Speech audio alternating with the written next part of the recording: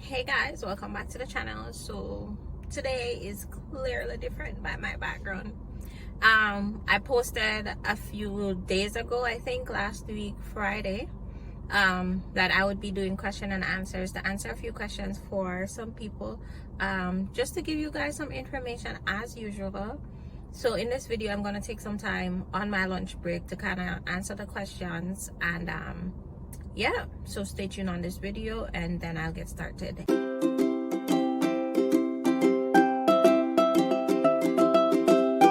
So moving right along, somebody was asking me if can you really survive off working 20 hours per week as an international student.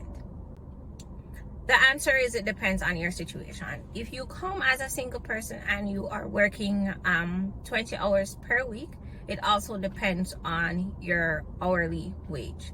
So let's say you start at minimum wage at $15.50.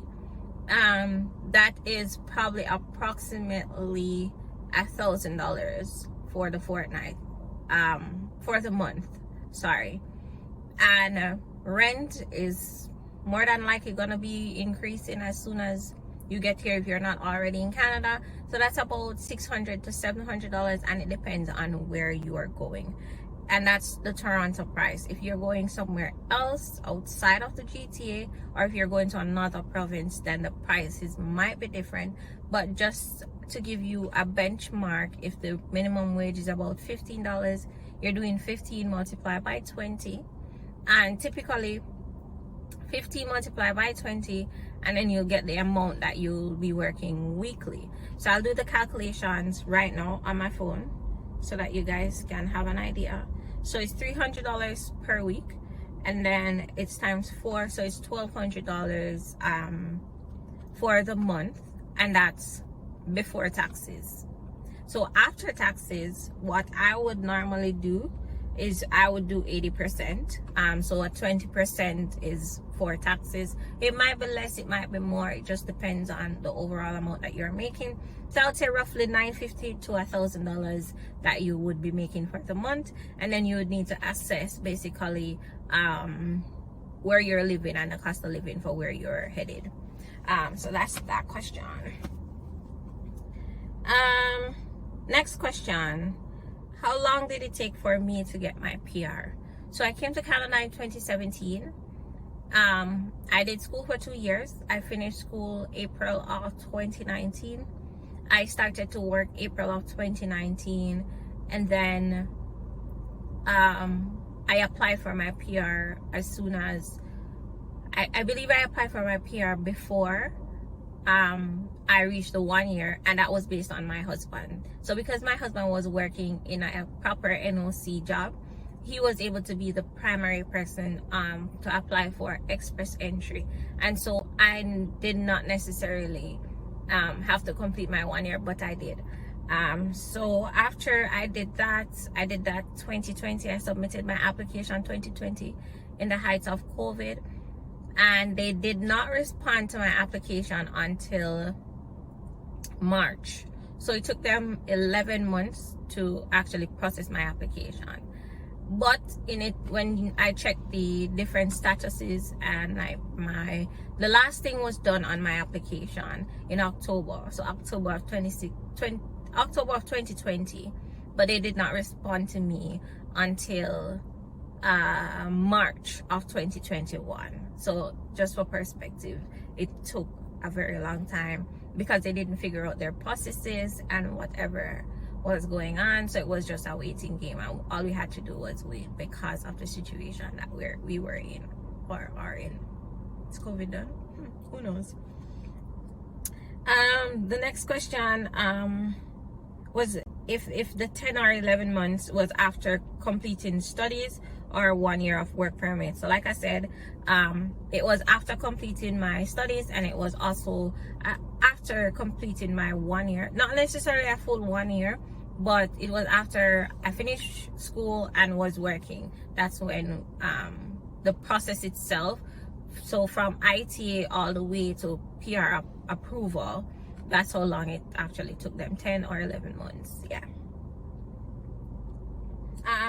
During your school break, can you visit your home country and then go back to Canada for school? Yes, you absolutely can go back to your home country within the time that your study visa is valid.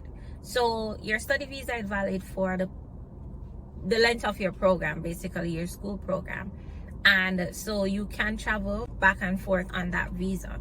However, once school is finished and you're moving on to a work permit, then you will need to apply for a temporary resident visa because that student visa would have expired. So that's that. But you're definitely free to go home and come back because you have your student visa. You also just make sure you have your enrollment letter just as a backup, and any information from the school just to indicate that you're still in school, just in case they ask, because you never know. Another question: I think it's easy to get a NOC 0A or B job with a year of postgrad work permit in Toronto for PR? That's a tricky question, and I know a lot of people are scared to do it, a one-year program, and expect to get a one-year postgrad work permit. But I kind of explained it in a video before, and I'll link the video here just for like a wider explanation. But I now have 3 friends that did a one-year program in Toronto, did a one-year program, got their PR, and it worked out fine, because even though it's a one-year work permit, once you submit your application and you receive an ITA to apply for permanent residency, you can apply for a bridging work permit and continue to work for the length of time that they're assessing your PR application. So nowhere it's easy to get a job. I know a lot of people might, probably oppose to what I'm saying, and that's fine. But nowhere is easy to get a job, and it's all about who you are and the push that you have and the drive that you have to get a job.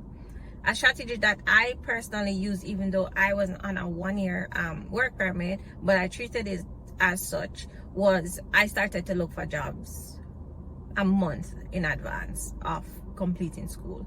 Literally a month. Like, I was supposed to be done school in April, and at the end of February I was already looking for a job.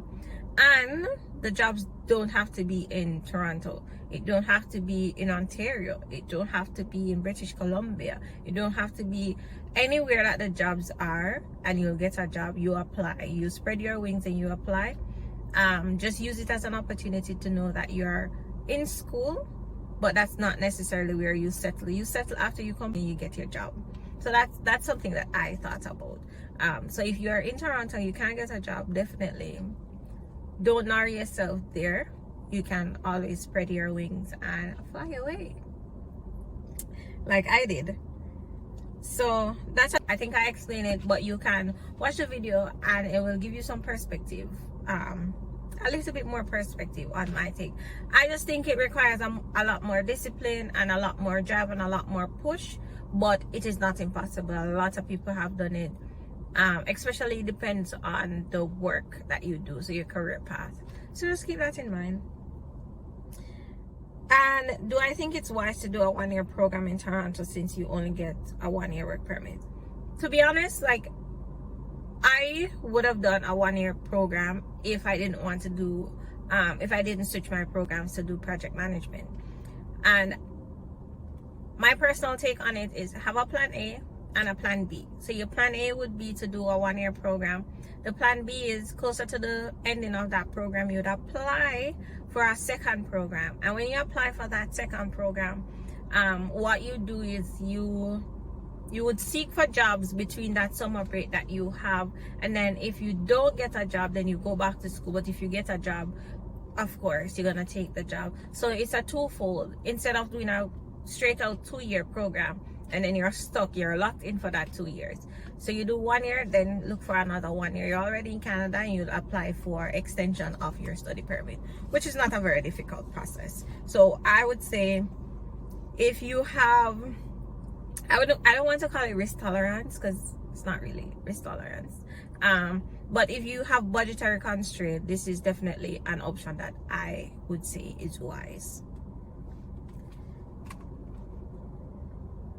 And somebody also wanted to know, where did I move to? So I actually moved to St. Catharines. It's the Niagara region. It's close to Niagara Falls.